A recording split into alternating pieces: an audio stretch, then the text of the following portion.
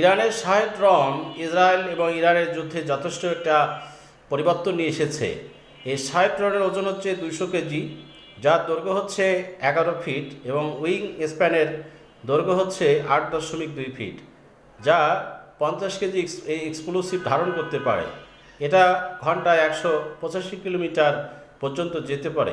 সর্বোচ্চ রেঞ্জ হচ্ছে 2500 কিলোমিটারের মধ্যে।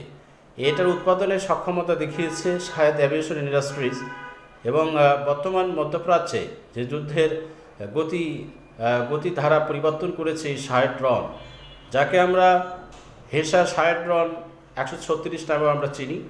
এই শাহেদ ড্রোনের মাধ্যমে ইরান তার শক্তিমত্তাকে প্রমাণ করে দিয়েছে এবং অত্যন্ত সস্তা ড্রোনের মাধ্যমে দামি ব্যালিস্টিকগুলোকে আঘাত আনতে বা অবকাঠামো আঘাত আনতে ব্যবহৃত হচ্ছে এই শাহেদ ড্রোন।